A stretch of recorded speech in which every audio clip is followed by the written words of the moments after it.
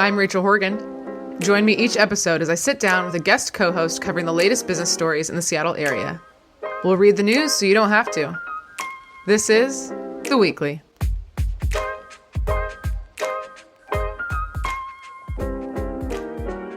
Hey everybody, did you miss me? I took a week off. I was in Austin, Texas running a conference for close to 900 people for the company I'm working for. And it was really fun. It was a lot of work. I was there for a full week and I was just kind of reflecting on the difference between working for a small company and a large company. When you're at a small company as an event planner, you're doing literally everything, show calling, stage managing, organizing the food and beverage, running registration, and then you get to a larger company and I was just focused on breakout rooms. So just kind of fun differences between large companies and small companies. But the other thing that happened is that it was my birthday. I turned 36. And after talking to our guest, Maureen Wiley-Clough, on that ageism episode, I've kind of been thinking about how I just want to be proud of this age. I think we hear a lot of people on stage and interviews saying, oh, I don't want to age myself, or don't ask somebody their age. And look, I'm alive and I'm so grateful to be alive because I did some dumb shit in my 20s and I should probably be dead. But I'm 36 and I'm happy about it. So that is my update. And actually, I'm sitting here with the very first guest on the podcast. I'm so happy to welcome him back, Alex Halverson, business reporter at the Seattle Times. Hello. Hey, Rachel. Were you smiling because you actually kind of taught me this a little bit too, because you worked in a retirement home, right? I worked in assisted living in high school, and this was when I was a teenager. So I think it gave me so much perspective on how long humans live. Mm-hmm. So when I hear people say, oh my God, I'm so old, or oh my God, they're so old, and they're talking about someone who's 32, and I'm like, buddy, you've got 70 more years. Yeah, you want to see old? I've seen old. Yeah. So, there's so many platitudes about age is what you make it, but it's kind of true. Yeah, I think we just own it. So if you weren't here for the very first episode, a little bit about Alex is that he used to be the senior producer at the Seattle PI. That was referenced in our episode with John Cook from GeekWire. He also worked there. And then recently, Alex was a tech reporter at Puget Business Journal. That's where we worked together. And he's been featured on KUOW's Week in Review. So he's a known name here in Seattle in the business community. And you recently shifted over to Seattle Times. How's that been is that every reporter's dream to go to the Times? Probably. You just live everyone's dream. I don't want to talk about the paper too much, but it's a family-owned paper, and it's a major metropolitan paper, and that's pretty rare these days. So it's really good to work for. How was that transition? We were talking about this S-Ray story, if you guys remember from 2 episodes ago, I believe. There was some fraud and things like that, and you'd been covering that for years, right? And how was that transitioning from one paper to another paper? Do you bring your sources with you? What happens? It's kind of funny because I went to a different beat at the Puget Sound Business Journal. I was a Microsoft and Amazon reporter mostly. And now at the Times, I'm a general assignment business reporter. So I'm covering a much bigger range of stories. But yeah, you bring, relationships, sources, things like that with you. I'll call the same people for stories. So you bring some of that. It's funny, the transition has been so different, but at the same time, not too different. Yeah. I'm on the business desk. So sometimes it feels like I'm at a small little paper, but then I look around and it's a much bigger paper around me. Yeah. Very cool. Well, we've got some stories for you all today. We're going to talk about the FTC, how they're coming after Microsoft, potentially. Elysian Brewing shuts down their Georgetown location. Southwick Union Trolley was... and I got to work on this headline. They were under fire, potentially leaving, but they're okay, and we'll tell you more. We're going to talk about capital gains tax. I learned a lot about that. And the last one is that Sears is closing. So, Alex, are you ready? I'm ready. This first one, there's a lot going on. I have a lot to say about this, but basically, the FTC is preparing to investigate Microsoft's cloud computing business. So, is it Azure? Am I saying it right? Azure Cloud Services? I think it's Azure. Azure. Okay. So fancy. Sounds like au jus, the sauce. Oh, I don't know that one. So they're preparing to investigate because there's allegations that Microsoft 365, so think your, PowerPoint, Excel, Word, the whole bundle, they're basically locking people out of other cloud services. So they can bundle in the Azure cloud service and they're making it not compatible with other cloud services like Google. They're charging a fee if you want to move your data. They're just not making things easy if you don't want to use that service. This kind of reminds me of the Slack suing Microsoft because Microsoft bundles in Teams with their Word, Excel, PowerPoint, Outlook, and Slack was saying you're not It's entering into monopoly territory, and you're not doing competitive behavior. So this sounds familiar.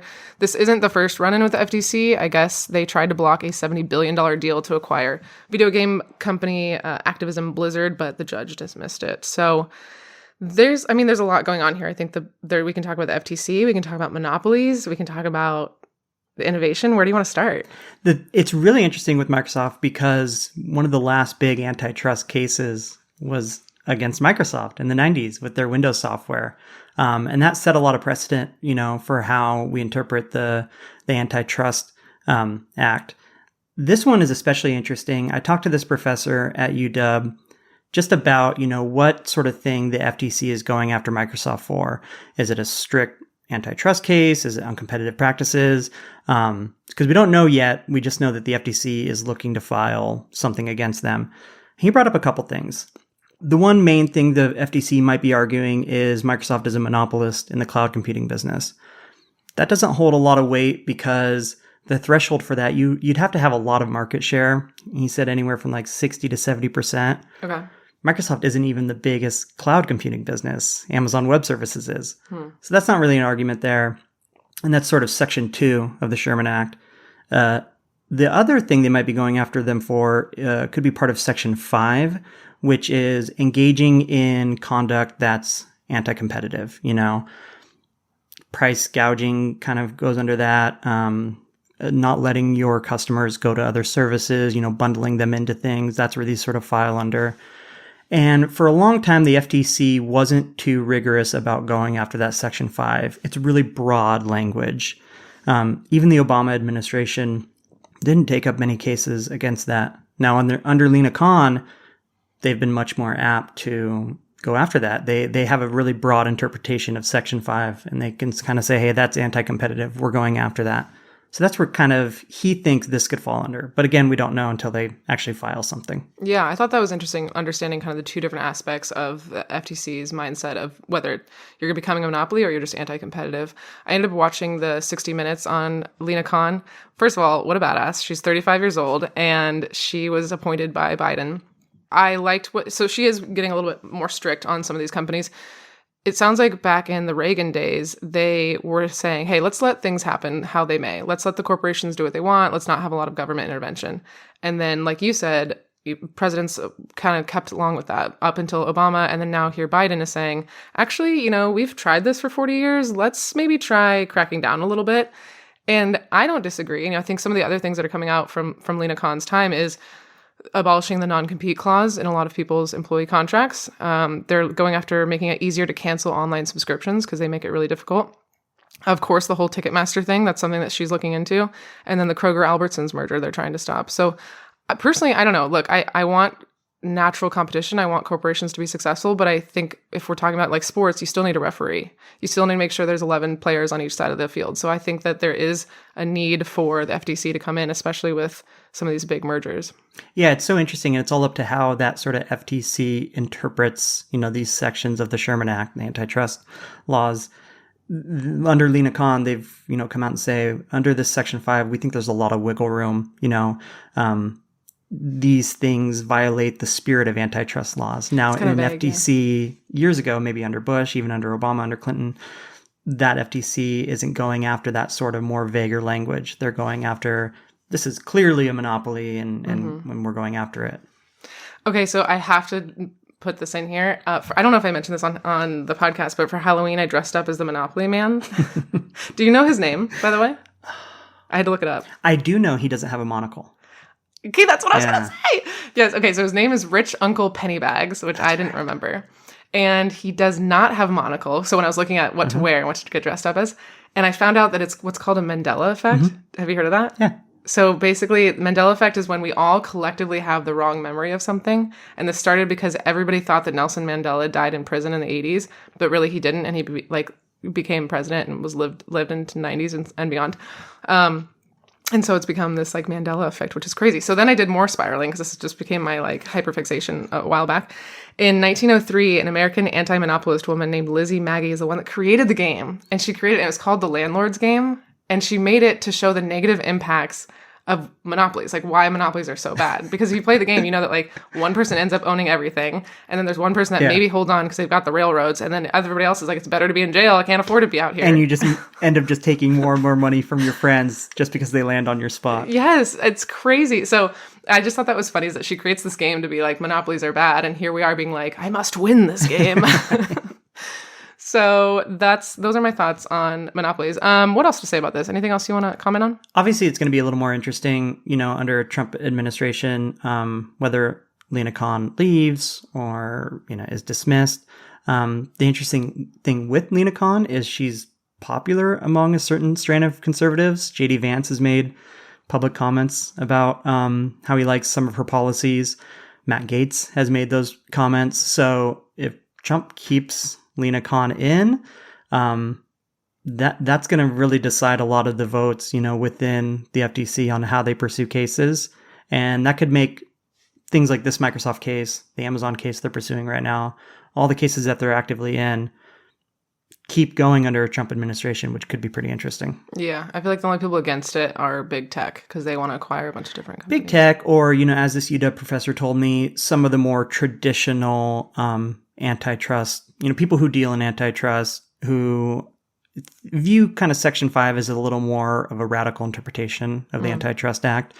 And, they're more traditional. They like the more rigorous nature of the Section 2, where it says, hey, if you meet these thresholds of monopoly, that's where we're going to pursue. But anything under that is just sort of free market competition. Yeah. Okay. Well, we'll see what happens there. All right, moving on. So Elysian Brewing is shutting down its Georgetown location. I read this so many times and I kept picturing the Lumen Field location. It is not that. It's Georgetown, which I've also been to. Yes.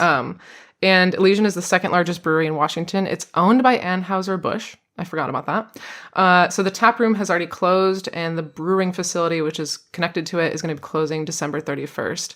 It's a beautiful little spot. When I've gone there, it's always been super crowded, so I was a little surprised to see this. They did say that they want to invest, a couple $1 million into upgrading their Capitol Hill location. So maybe it's just a reallocation of, resources, and they want to make Capitol Hill bigger, I guess. But then there's a little bit of drama. Do you want to talk about that? Yeah.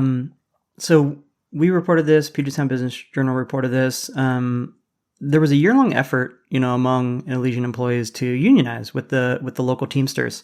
Now, and Teamsters is a union that represents, okay. I believe they also represent Costco workers. I think it's Teamsters Local 117. And the secretary-treasurer of that local branch of the Teamsters said in a statement they believe the move by Anheuser-Busch is retaliating against Elysian employees for the union. Obviously, that's just a statement on their behalf, but it shows the sort of tension that you see in a lot of industries right now with unionization. Starbucks has gone through it over the past couple of years. There was a big momentum of Starbucks employees unionizing, and then some stores would get closed down. Starbucks would say, hey, these are either poor performing stores, or they would blame public safety, or they would just blame a bunch of other things. And then you'd have the union representatives say, hey, we tried to unionize at this store and we think it's retaliation. Yeah. Those are things that sometimes get decided in the courts. Circling back to the FTC, the sort of new administration coming in with a new NLRB that, we could see coming in. You might not see those cases get heard as much. So I think that part's going to be interesting as well. But yeah, the Teamsters made no bones about it that they believe this is retaliation. Yeah. So you do you think it is? I guess you don't have I know we don't have all the facts, but yeah, I don't want to give my opinion on maybe that, because, and maybe if we just take Elysian at their word, Capitol Hill's a really lively neighborhood. If maybe they're just not performing as well at their Georgetown location, so might as well pump those funds into Capitol Hill. Yeah, maybe. Last question on this. Do you cover a lot of the union stuff? Have you seen any kind of trends with unions, or is that not really? A little bit. Covered Starbucks, and then I haven't directly covered the Boeing union as much as some of our coworkers, but when the Boeing Machinist Union did their last vote to end the strike, I went up to Everett and talked to a lot of union members, and it was really interesting. That union's huge. It's over 33,000. Oh, wow. So there was just a huge array of how people view the union, how people view the strike, how people view the company. And I think that's one of the biggest takeaways I had talking to that is unions are so much about solidarity, and that's what they're kind of built on. But sometimes you forget like how diverse the thinking is within that union. Mm-hmm. Yeah. Interesting. Okay, next story is the SLUT. If you are a Seattle local, you probably know this is the South Lake Union Trolley, or South Lake Union streetcar, but we like to say trolley because then it makes SLUT as the acronym. Acronym? Yeah. What to say here? Okay, so City Council Transportation Committee Chair Rob Saka, he's proposing an amendment to the budget to, quote, thoughtfully retire the streetcar, saying, let's just expand the bus service. Let's basically get rid of this little streetcar. And the Downtown Seattle Association, DSA, is saying, whoa, hey, like now is not the time to be taking away transportation to downtown or South Lake Union, like that area. We're trying to bring people back. Like, please don't take that away. The city council voted, and they didn't like Rob's idea, so it's safe for now. But they did have some concerns. Bruce Harrell says there is a need for a change, but he's wondering, what is that change? I don't think just getting rid of it may not be the answer. Some fun facts about the SLUT is that it opened in 2007, and it covers 1.3 miles, so not that many miles, connecting downtown to South Lake Union. The problem is that not a lot of people use it. So South Lake Union segment has around 500 passengers a day, and if you compare that to the First Hill streetcar, that has about 4,000 passengers in a day.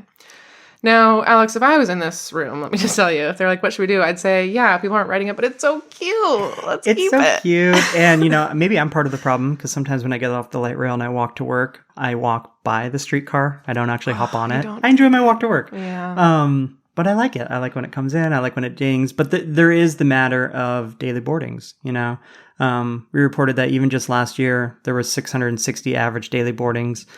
That's down from 1,500 at its peak in 2017. So it hasn't even recovered to like half of it since the pandemic. I say we want to blame the pandemic, but it sounds like it's not even recovering. And then on the flip side, like you said, the other one has over 4,000 daily riders. And yeah, that one goes through more neighborhoods. It starts in Pioneer Square, goes all the way up to Capitol Hill. And it is more money to operate, but it has that ridership that's actually there. And I think that's even anecdotal. Like when I walk by the streetcar, it's not very full. Yeah, it's not. But then when I'm in Pioneer Square or I'm in the Chinatown International District or Capitol Hill, I see a lot of people board that streetcar. Mm-hmm. And it feels like a much more useful piece of transportation. What's so interesting about the South Lake Union one was it was developed before South Lake Union became what we know it as, right? It was developed when South Lake Union was warehouses and parking garages, and it was sort of part of the driving, force. Hey, if we put things like this here, we can make this part of the city into a real estate development haven. And one part of that happened.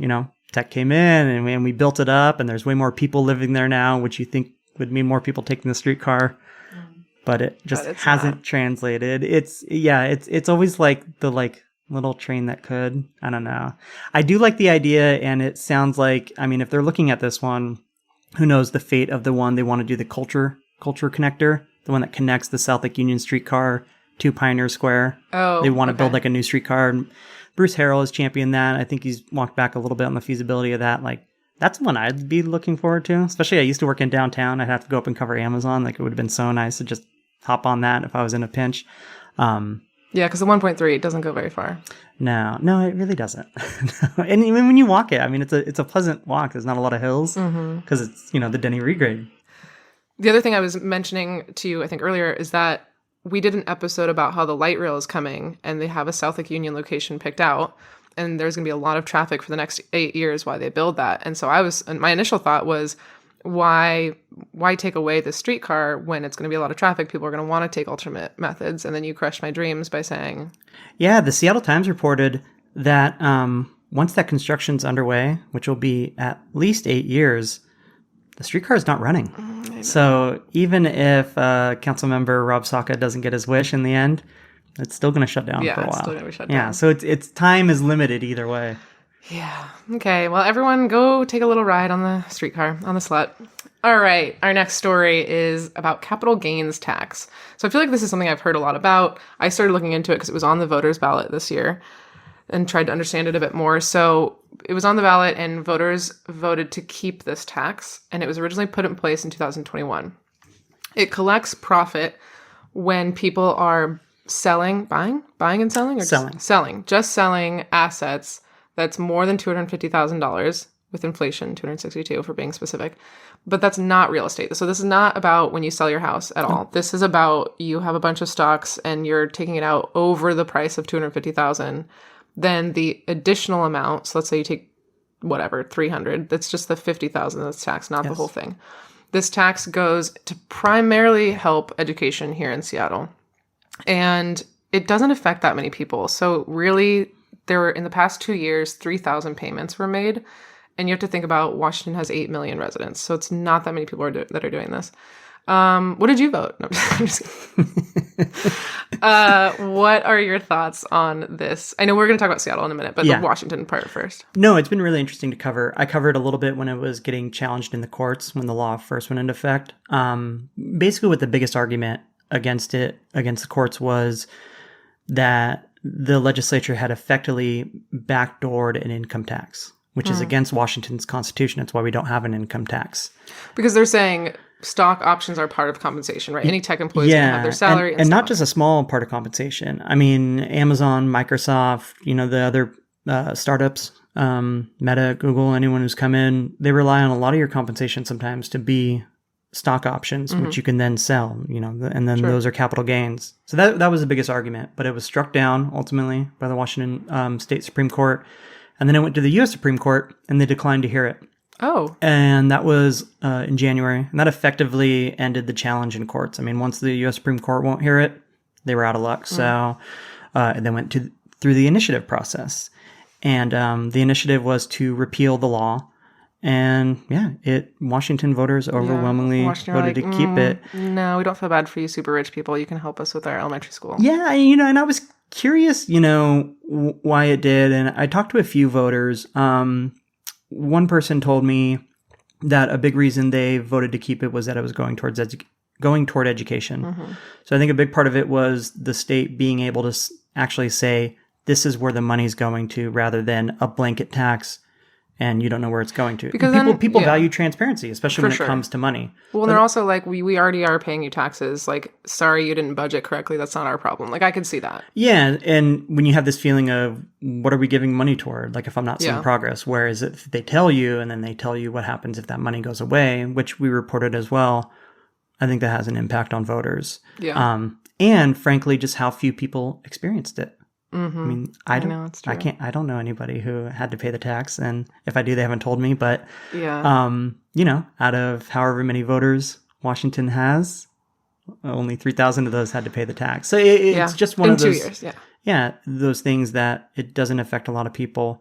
And it'd be one thing if it, maybe was a tax on all profits, from capital gains. But I do think that threshold sort of creates this, that's never going to affect me type thing, where I don't ever sell capital gains over 250,000. You don't? The average voter, obviously the average voter doesn't. if it's only 3,000 people each year, and that number really didn't even grow.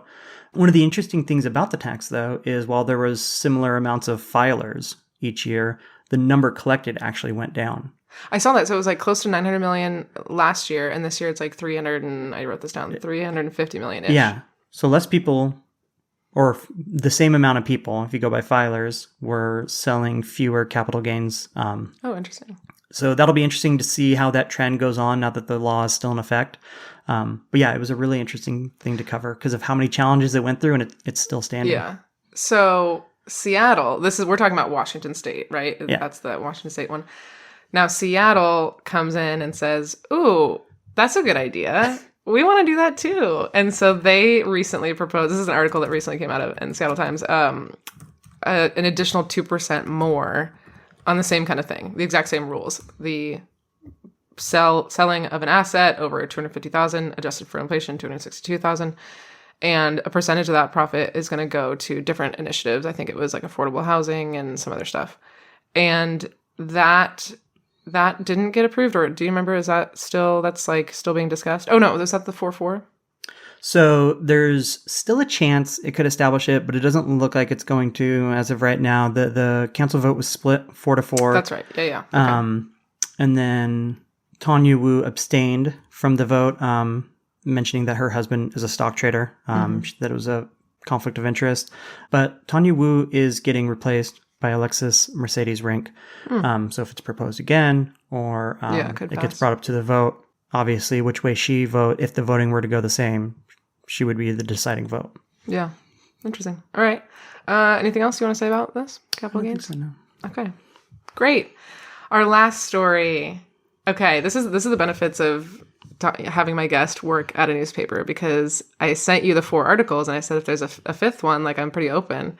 And you said, well, there's a new one coming out tomorrow. I'll give you a sneak peek on it. Well, you didn't give me a sneak peek, but you told me the headline, which is that the very last Sears in Washington in South Center Mall is closing. It'll close December 15th, so you can still get some of your Christmas shopping done there if you want. They're doing a whole blowout sale, all of that. I did a little deep dive into Sears, and I found it quite interesting, is that it's a, over 130-year-old retailer. They had, 3,500 locations. They were super successful, and then by 2019, they had filed for bankruptcy. They, so like Sears, JCPenney, and Montgomery Ward, which are like names I haven't heard in a long time, but those were the main department stores, and they accounted for 43% of all department store sales back in the day. Then they faced some competition from Walmart and Kmart and some of those other big box retailers. In 2004, Sears merged with Kmart. I forgot about that. But that didn't help. They still were struggling. So tell me a little bit more about like kind of your point of view on this. I thought this story was fascinating. My colleague Paul Roberts did just an amazing job. He went down to Tukwila to the Sears, and man on the street interviews can be kind of tricky depending on the story, but Paul is such a master at it. And he really got some great perspectives from people. Yeah. It's the last paragraph. The last paragraph is good. And, you have the people who lay the blame at, the Amazons of the world, e-commerce in general, for this sort of either fall or a demise of traditional brick and mortar retailers. But one customer brought up an interesting point. Sears was kind of the original Amazon.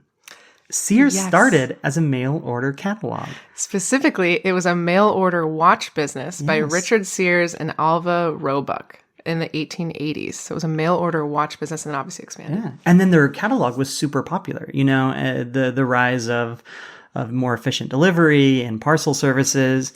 And, it got me thinking about so many things, sort of maybe like the cyclical nature of retail. In the 1800s, you have general stores in Main Street, small towns. And then Sears is the pioneer of this new age of delivery.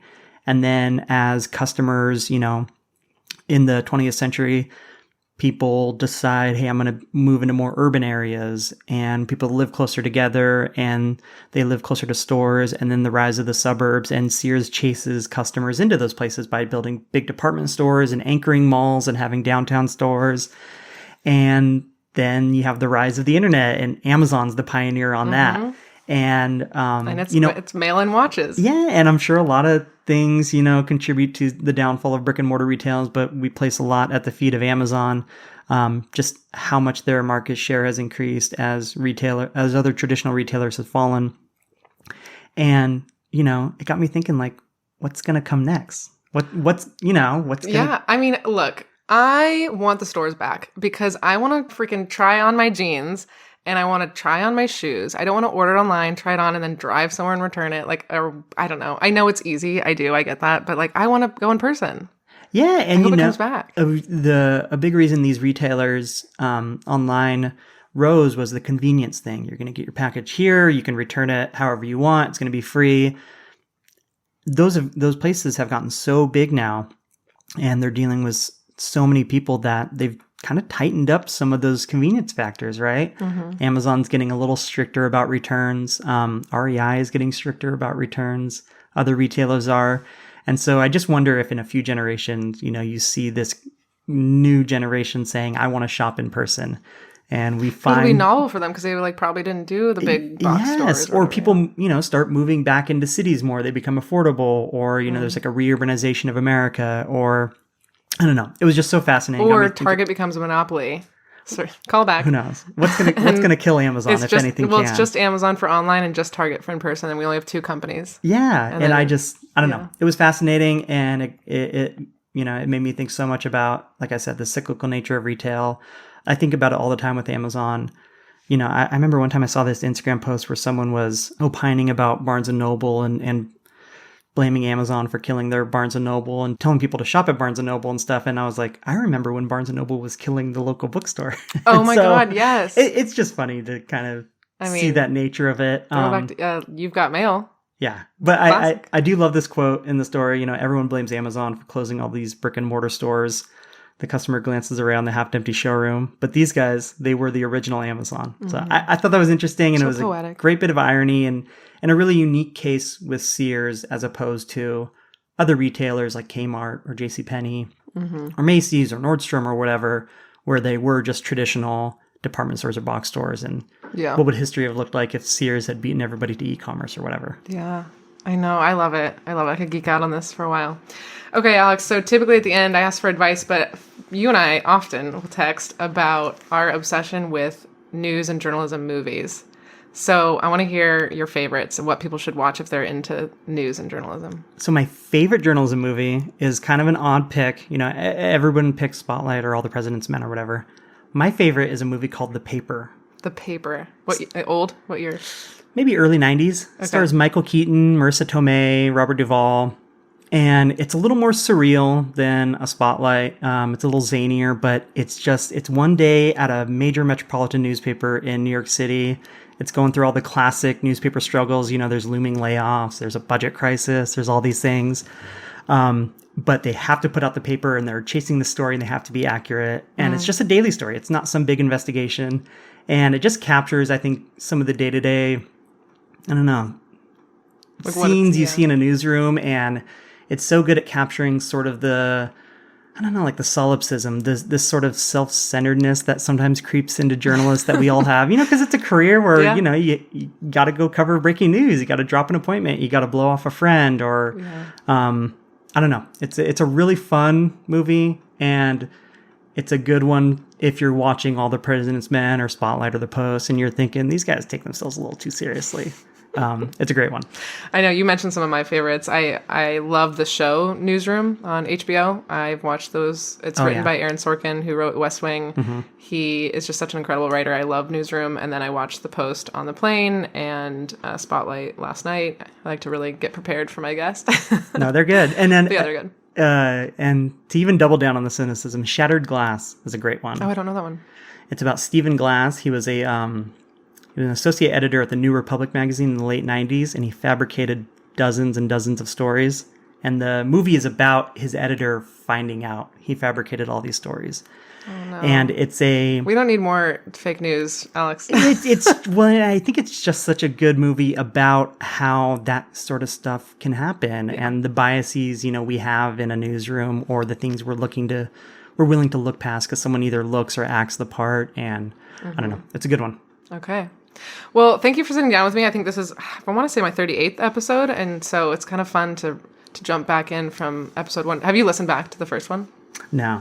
I listened way too many times when it first came out. I haven't gone back. Somebody was like, I've listened since the beginning, and you've changed so much and you've gotten, better. And I'm like, oh God, how bad was I before?